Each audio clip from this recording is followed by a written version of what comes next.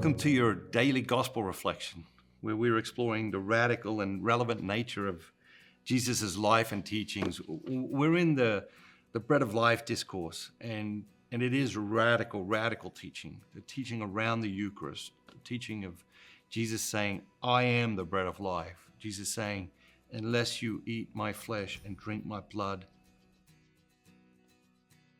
And it was radical then, it's radical today, and I think sometimes we become familiar with all things, and it's a really dangerous thing when it comes to the Eucharist. So let's listen, and again, looking for just a word, a phrase, or an idea that can anchor our day, but also renew our understanding of these deep and vast mysteries.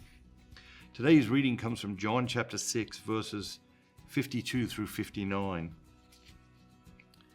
The Jews then disputed among themselves, saying, how can this man give us his flesh to eat? So Jesus said to them, truly, truly I say to you, unless you eat the flesh of the Son of Man and drink his blood, you have no life in you.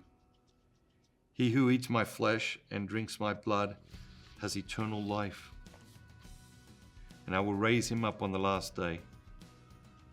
For my flesh is food indeed, my blood is drink indeed. He who eats my flesh and drinks my blood abides in me, and I abide in him.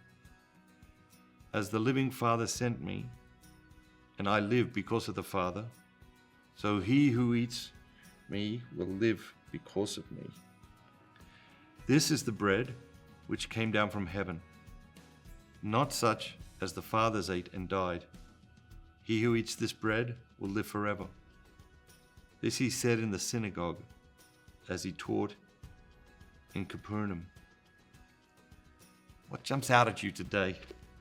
The phrase that jumps out at me today is, I will raise him up on the last day. The whole sentence is, he who eats my flesh and drinks my blood has eternal life, and I will raise him up on the last day. I wonder what that's like. I wonder what that's going to be like, when God raises us up. And I think we don't think about it enough. I think we need to think about that more. I think we need to meditate on that more. I think we need to look forward to that more. I think we need to grow our anticipation of that.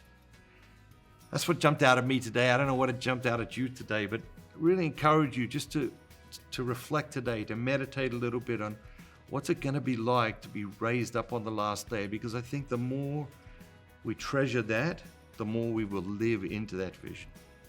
Have an amazing day, and remember, be bold, be Catholic.